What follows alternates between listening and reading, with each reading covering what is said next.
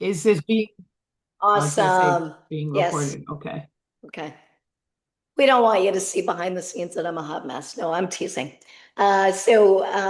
Without further ado, we're going to dive in. I'm going to do a general overview of reverse mortgages, and then Maggie and I are going to do a discussion.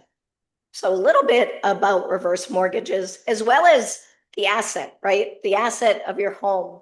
Many are sitting on home equity, and the home equity is not really doing much for them currently in their lives. But many have been programmed that, hey, that equity needs to be preserved. It's got to be for your kids or your heirs. And this isn't to say that you ought to have a reverse or not have a reverse. This is to say, have an open mind, because there are people that are sitting on hundreds of thousands of dollars of equity that's not doing anything for them.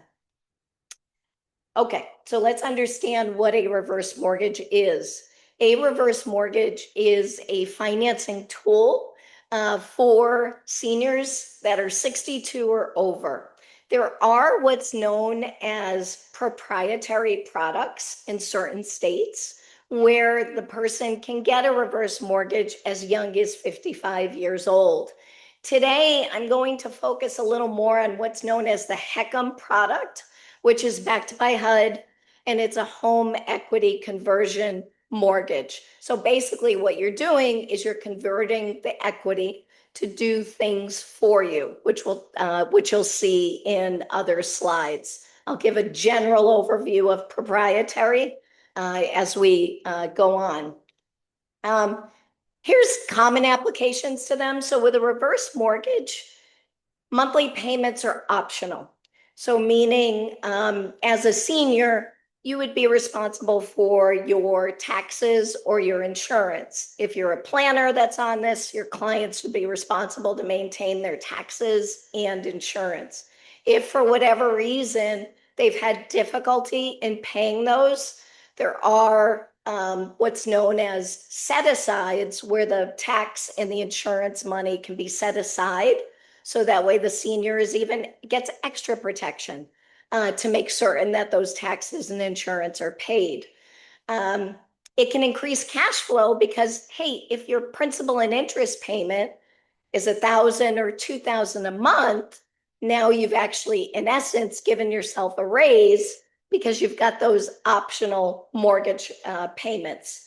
It can be used to set up an income stream, which you'll see in some various slides, and a line of credit, which is a growing line of credit.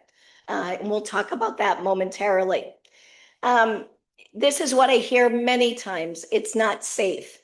I'll tell you, if there was someone that was pitching a reverse 20 years ago and they were telling you to take your spouse off the title and you'll be okay if you pass away, absolutely, it's not safe. There were no protections for the non-borrowing spouse. So there are protections for the non-borrowing spouse, meaning that if the person who has the reverse mortgage passes away, the non-borrowing spouse is able to stay in the home without needing to naturally make the mortgage payments. They still would be responsible for taxes and insurance. However, very important with non-borrowing spouse, if the primary borrower dies, if the primary borrower was drawing an income from the reverse mortgage or the line of credit was growing, that stops. So the non-borrowing spouse protections are simply to keep that spouse in the home. So those are the safeguards that are in there. So how are your clients protected? First and foremost, even if a client comes to me or my team and says, I want this, I want to close in a week or two. Well, I mean, yeah, it's amazing to have someone that's motivated. However, we're going to direct them to a HUD approved counselor. That HUD approved counselor is a third party that we have no skin in the game in that regards. They're going to an independent party. There is a fee for that. They can charge anywhere between $50 to $175. And that's to make certain that they've got all of their questions answered and that they're going into this with eyes wide open. Now, I'm on here with Maggie.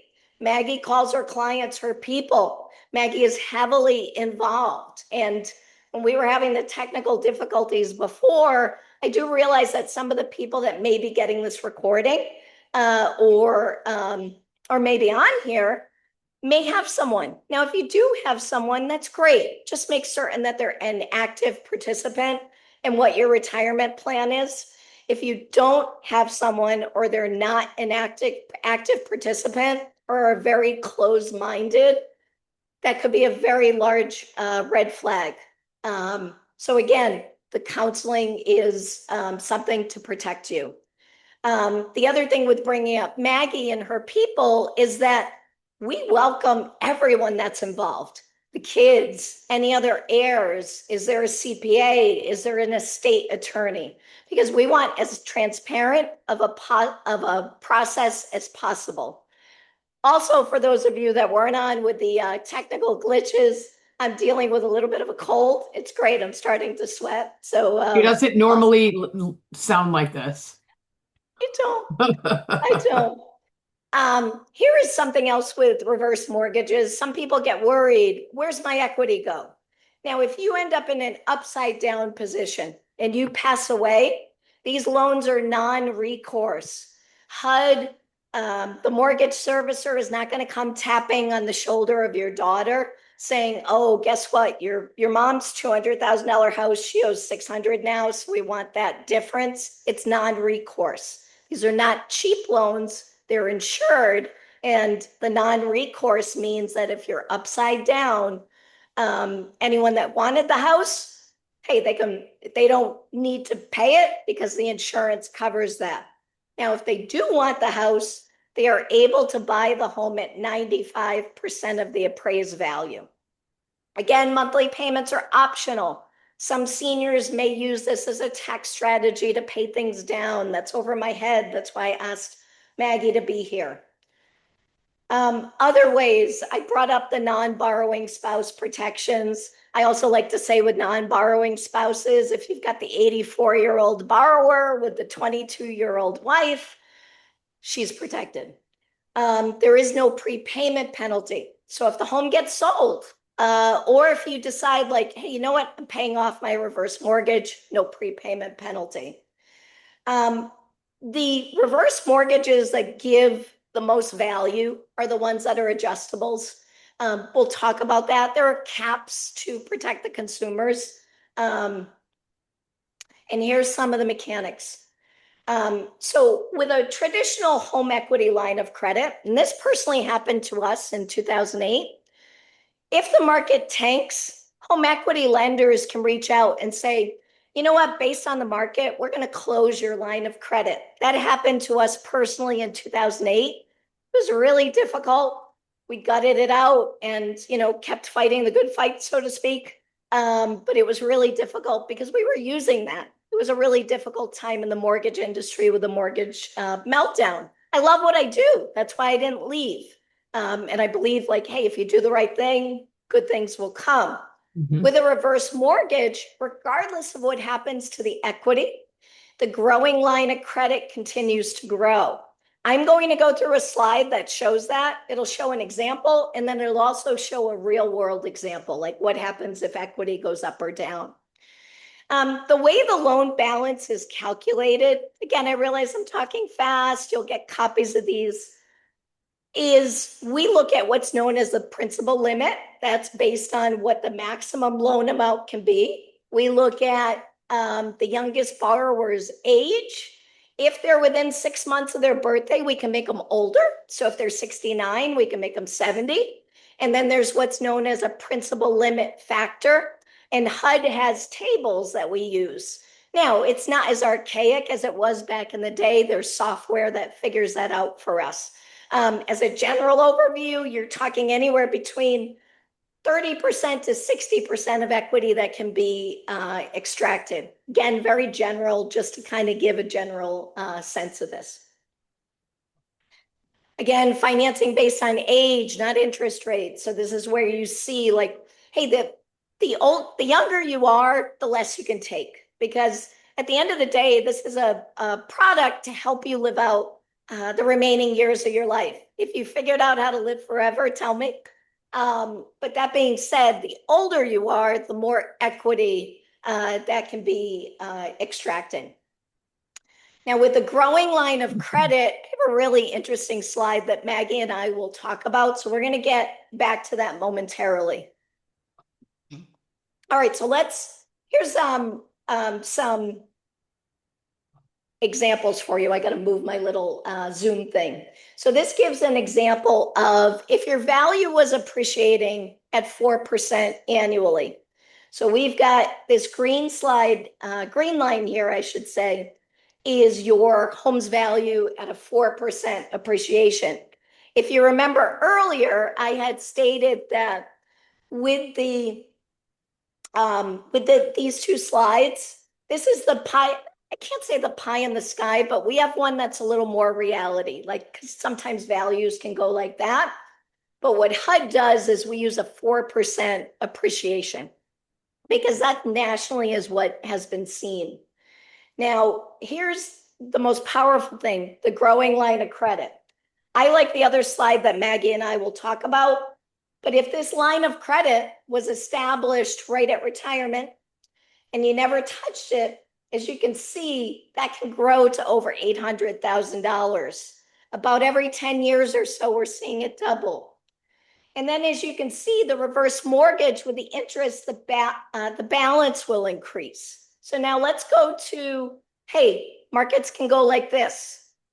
And so you started with your home worth somewhere in the 500,000 range, but then, around year 7 and 8, like things didn't get so well. Like maybe there was a correction in the market. We're seeing that in various areas of the country where some values are going down. Some areas are still super strong. Over time, it works itself out. There's a great index. It's called the Case-Shiller Index. I think they go back to the 60s. They definitely go back to as late as the 70s. And you can see real estate, and you can actually, see like in your state, like what has been historically, what's going on with values.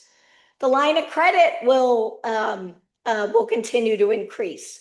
Same thing with the mortgage balance. So it shows you the power, even if the value, goes a little sideways on you.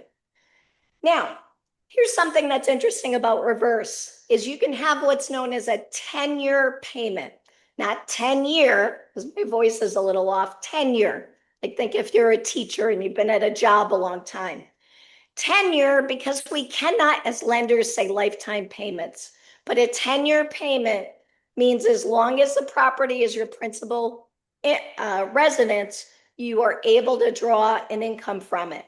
A term payment simply means that perhaps with speaking with someone like Maggie, maybe your planner says, you know what, for the next 5 years, you should get X. The cool thing about how you draw an income is that can be changed over time because we understand situations can change and that can be adjusted. So you can have a specific time. This gives an example, and I'm just going to go quickly through these of if the person was taking a 10-year payment of, say, $1,300 a month. And this gives a term example. I'm not going to spend a lot of time on these. What I am going to do is hit a little pause right here, stop my screen share, and just have a quick discussion with Maggie on what were some of the things that opened your eyes that as as someone that is helping people with managing their wealth and legacy and all the stuff that's going on when you reach that age, what were some of the reasons that you technically saw me out? You were watching me, you were creeping on me and seeing if I was ethical, but I'm going to stop and ask you why. I work with a lot of high net worth and ultra high net worth individuals, and most of them have zero debt. Amazing. And they have these huge homes that they may or may not downsize. Like, who knows? Most of them are like, no, we want to stay, which is fine. And their sentiment is, well, we'll just hold on to the house, and the kids will get it. I said, well, that's great, but you're sitting on like $1 million or $2 million worth of equity. And they're like, yeah, but we can't take it out. Well, you could. I said, you can. And then all the hands go up. No, reverse mortgages are evil. I don't want to lose control of the house. I don't want the bank to take my house. I said, I get it. I I get it. It has like it's sort of like life insurance. Everyone's like, "Oh, life insurance." No, no, no, no, no. This has evolved. And so good mortgage people, let me preface that, good mortgage people are very hard to find, which is why I did hunt you down because you and I had crossed paths before and I trust you and you come across as extremely genuine and you want to do what's best for your people, even if it means not getting a paycheck off of it. I do the same thing. So I was like, that's what I need. I don't need somebody who's going to try to sell my people. My people do not want to be sold. They want to be educated and guided in the direction of here are your choices. This is a concern of yours. Here are your choices. Let's educate you on all of them. Let you ask questions um, so they can get clarity as to, okay, now that I know my options, you know what? That might not be a bad idea. Let's tap into some of the equity because the market's going nuts and I don't want to pull money out. And I'm like, guys, it's your money. Like, pull it out. I want to send you more money. But oftentimes they're more willing to take money out of something that's not growing by, let's say, 8 to 10% or 15%.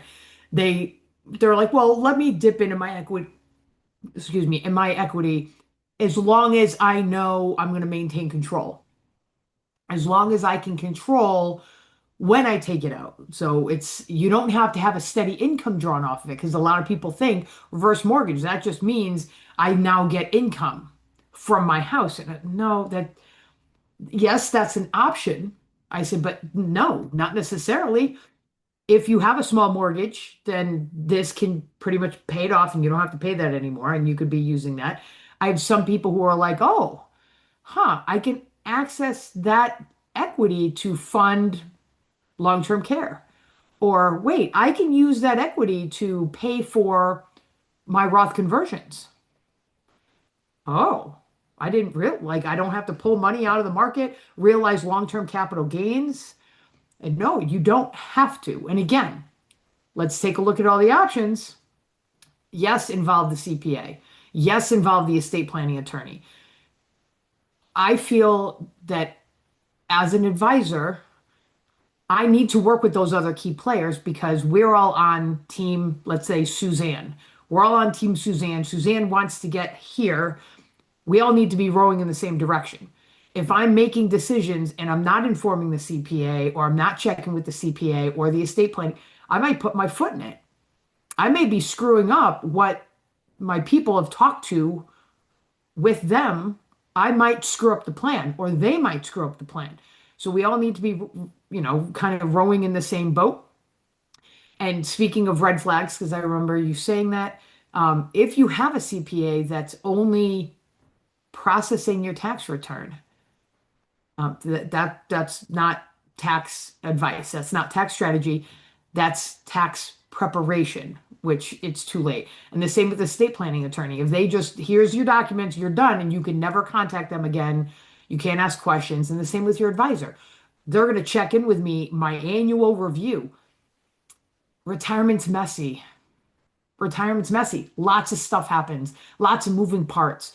I always ask my people, I'm like, when they get frustrated, and they're like, I should have known. I'm like, how many times have you retired? And they're like, well, like once. Exactly. So you're a rookie. You have no idea what to expect. And with all these moving parts, I'm like, you need advisors, tax, legal, and financial, that can guide you, that can answer your questions. Because if, as an advisor, if I were not able to answer one of my people's questions, which is fine, I'd say, you know what? I don't know. Let me double check on that. I want to make sure I get you good information.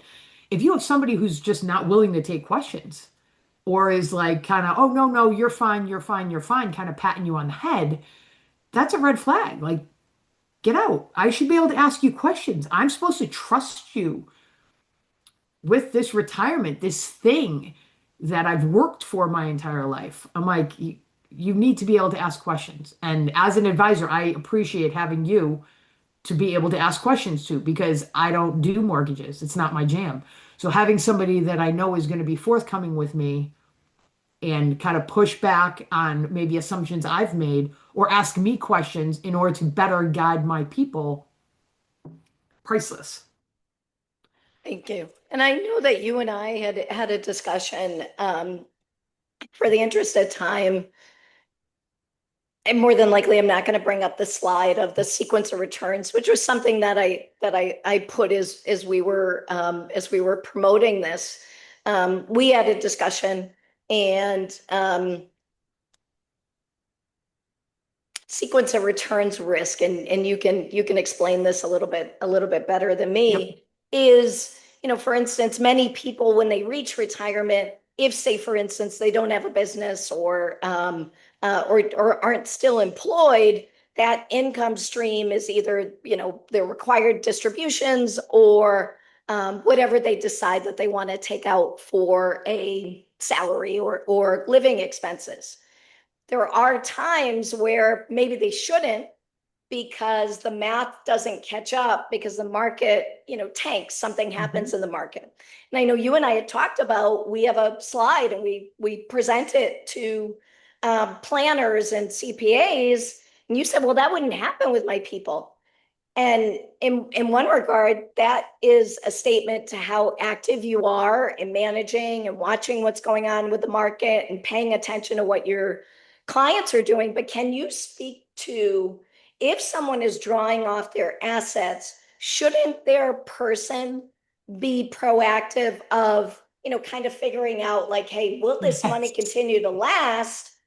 And maybe be more aggressive on staying in touch with their person of saying, hey, Maggie, you got to slow down. You said you want to live off 60 grand, but you've taken 200,000 out every few years. Yeah. Like, So, are there so here's, people going about it on their own? And I'm lots of well, words because a salad lot of now. people, so I'm working with a number of different people, and I love the people I work with. There's one that just is the bane of my existence. And this is a person who does not listen, is living well beyond their means and pulling money out hand over fist. And just like, no, no, no, it's fine, it's fine, it's fine. And I've wagged my finger at them, I don't know how many times. I'm like, you're going to run out of money. No, no, no, it's fine, it's fine, it's fine. I get patted on the head and I abhor that because I can see the train coming down the tracks. And a number of my people are like, well, man, you know what? I want to buy a new car. I just retired. I want to buy a new car. I just want to pay cash.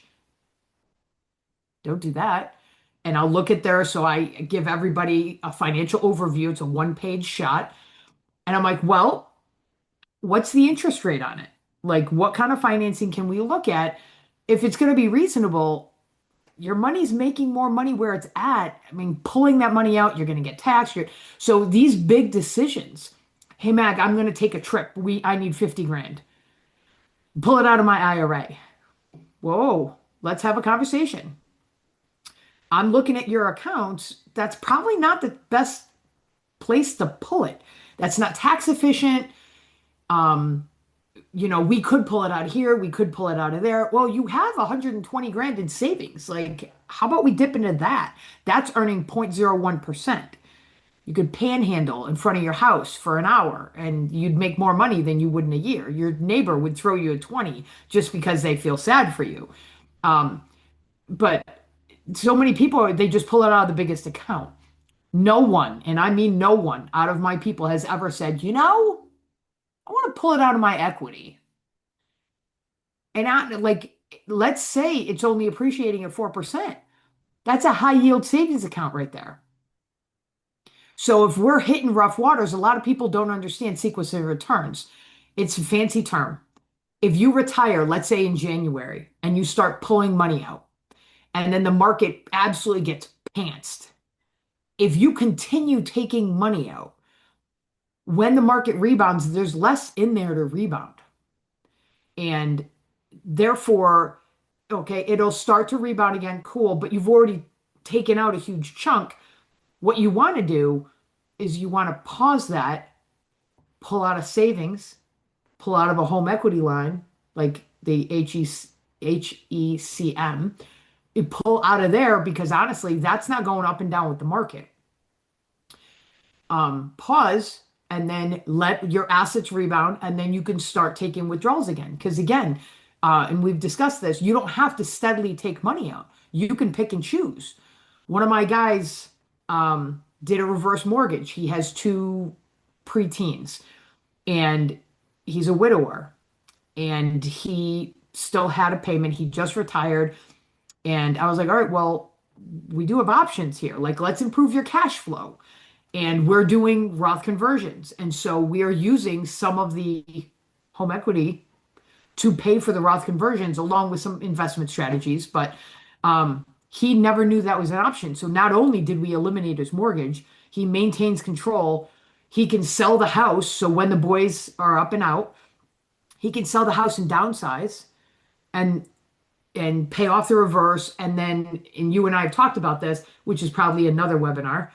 He can actually buy another house and then potentially do a reverse mortgage on that. And so he'd have to put less down and he wouldn't have a payment. Like, no one knows about this because they fear reverse mortgages, that boogeyman that they heard about, where an old woman living in a shoe was actually the victim of a reverse mortgage and get kicked out of her house.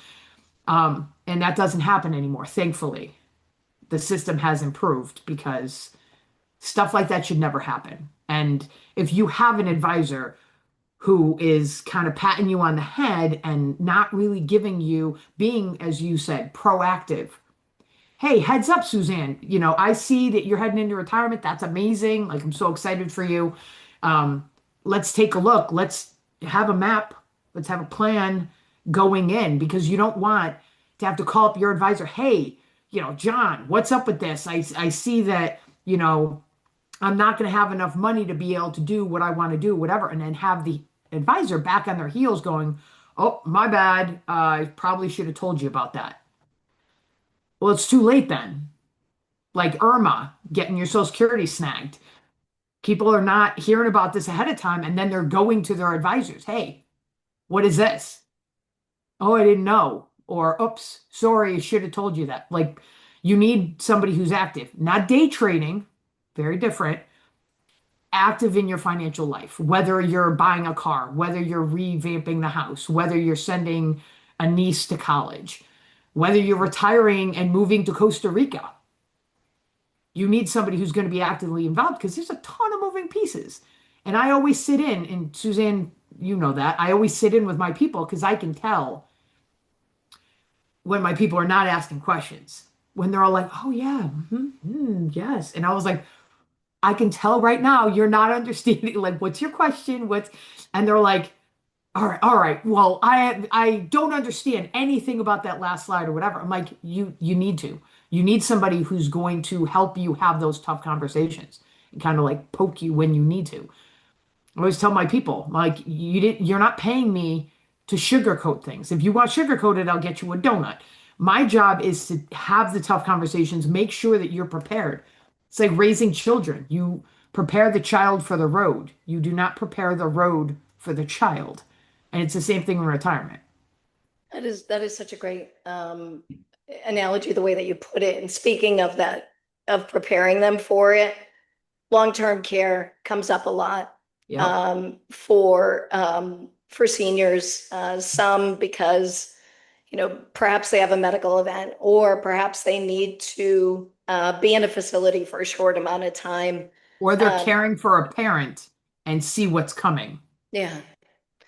Mhm. Um, is there an average on what that costs, or is it? It depends on the stage. So many people are like, "Ah, I'll just spend my assets down." My kid, you have to spend it down to about 25,000.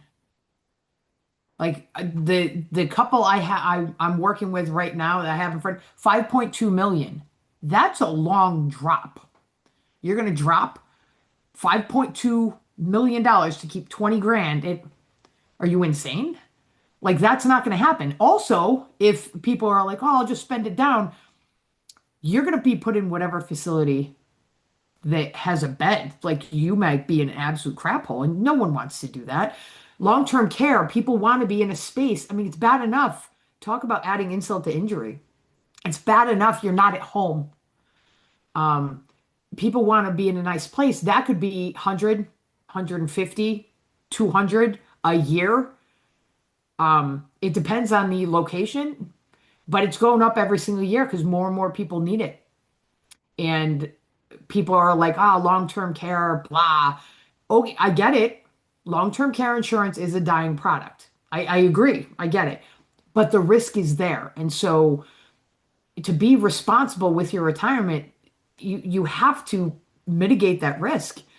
And using any and all assets at your disposal to do that is exactly what you need to do. And so that's, I mean, the couple that I started speaking with you about last week that we're meeting, I think tomorrow.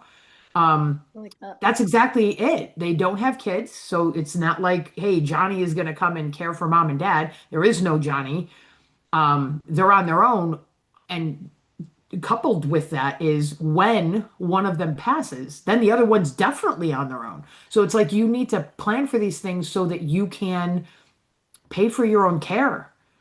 I mean, that's huge, and a lot of people don't think of it that way. We'll just take care of each other. Well, unless you're going to die together simultaneously, that plan's only going to last as long as both of them do. So it's one of those they have assets. In what order would it make sense to liquidate those assets? We want to continue growing them, but then we need to be conservative. So it's a balancing act. So being able to roll in a reverse mortgage just adds another bucket of money that they can have access to. That again, they don't need to dip into it, but it's there ready to be used if and when they need it. And it's no harm, no foul because you could just not use it. And that's a perfect segue. I'm going to bring that up. All personal data has been removed because this touches upon the they're from all intents and purposes, they're mass affluent. Actually, more than mass affluent. I think the more I'm learning about that term, mass affluent might mean you've got a million or two in assets. And I believe that they're at 4.5 million in assets, which many people like that would say, I don't need it. And I'm not, let me Well, bring it's this not a up. matter of need, though. Correct. It's a matter of It's not a strategy. matter of need. We're not talking Strategy. about poverty level. We're talking Yes. about using an asset. Like a $100,000 house, yes, it's an asset, but you're surviving retirement at that point. You're not thriving in retirement. You just need to squeak by and not run out of money. My parents are not very well off. I mean, they're in a nice spot when, but my parents were both teachers. They didn't save a whole lot. They had 4 kids. They put us through private school. Like crap always happened when they were able to save enough. So it's one of those like they're not going to have $1 million house that they can dip into, but they're going to utilize the assets that they have to navigate their way through life's challenges. That's not the people I'm dealing with. I'm dealing with people who have considerable assets and just need to be very smart about how they do it. But the great thing about this is it can work both ways. My parents have a reverse mortgage because it eased up their cash flow. They were able to pay off the mortgage, which is great. And they were able to get a little bit out because my mom's not very mobile and make repairs in the house that they needed. So it's like they were able to access and they were worried about leaving the house to us. I'm like, I'd rather you have a better retirement. Like, say, use the money. And thankfully, my siblings, like, we all encouraged my parents and they did it. But it has a plethora of uses. It's like a multi-tool. Yeah, and it's the Swiss Army knife, so to speak. Let me bring up this PDF here, and I'm going to make it a little bit bigger. So, we talked about in the invitation of discussing particular strategies. Maggie, do you see this getting bigger? Oh wow, it got very big. Um, There we oh go. yes. So here's an example for a 67-year-old who does not need a reverse mortgage. See, their loan balance starts off at about 19,000. It's high. Closing costs on these, it's not a cheap product. So it's one where, hey, if it's a cost thing, it's more looking at what is the tool doing for you? Now, if this was a completely different situation and they needed to tap the line of credit, one protection for consumers with the HECM product is that only 60% in the first year of the line of credit can be accessed. That is a protection for the consumer. In this case, this is giving an example of you set the line of credit and you don't touch it. So this line of credit at year 24 is worth a little over $1 million. That's an additional little piggy bank that they could pick from. The line of credit grows based on the interest rate, plus HUD has what's known as their mortgage insurance premium, their monthly mortgage insurance premium. So it increases based on what the beginning rate was, plus the monthly mortgage insurance premium. Is this If for my people, Suzanne? I recognize these numbers. Yes, yeah, Okay. it's the example without Okay. putting their info, Maggie. Now, if this plan got derailed, I love how earlier you said retirement's messy. I think life is messy It too, is. It right? Like is. we set these plans and then, shit happens, as they say.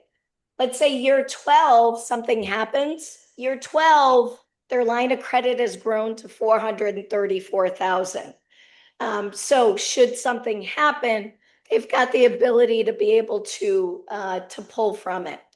And that's an example of a strategy of a planner seeking out saying, hey, how can I help these people? How can I give them an extra tool that can preserve the assets that, I'm doing my darndest to give them whatever best advice of, how they should be moving things around or whatever, what else is there? And there are too many, again, it's hard because I'm so passionate about these.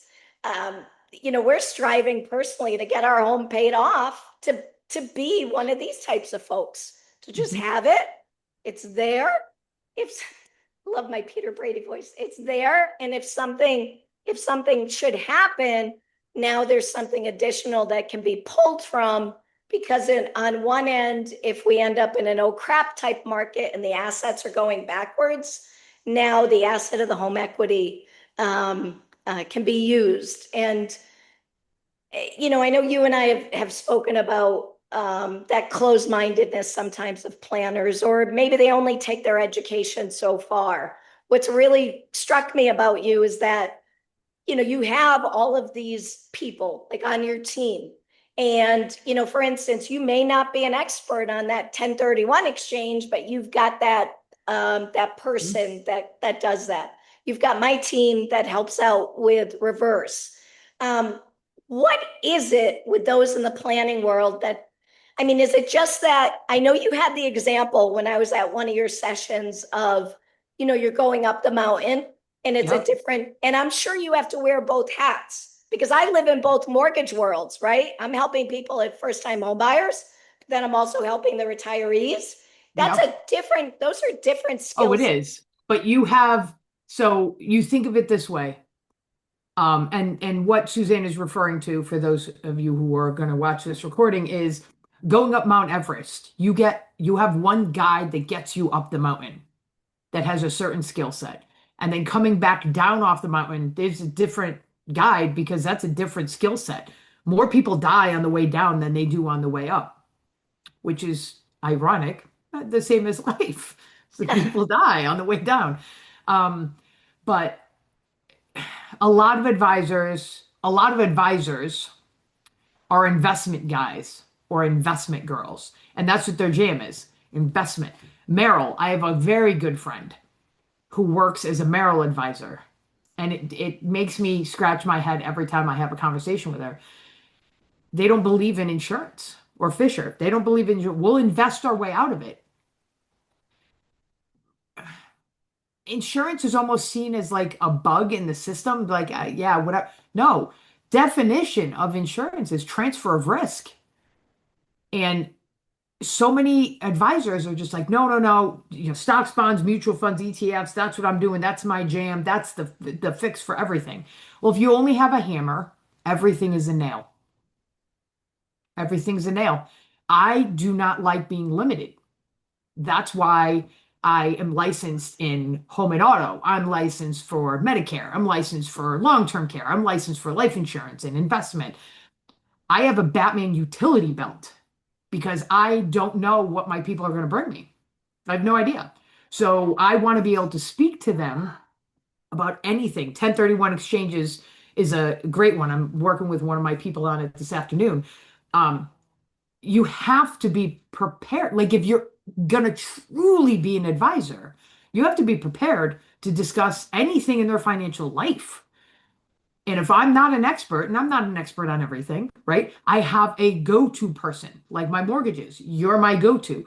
Medicare, Amy is my go-to. That's all she does. That's her jam. I'm licensed, I can get paid on it, but that's her jam. I'd rather my people get the best advice out there rather than me get a little bit more of a paycheck.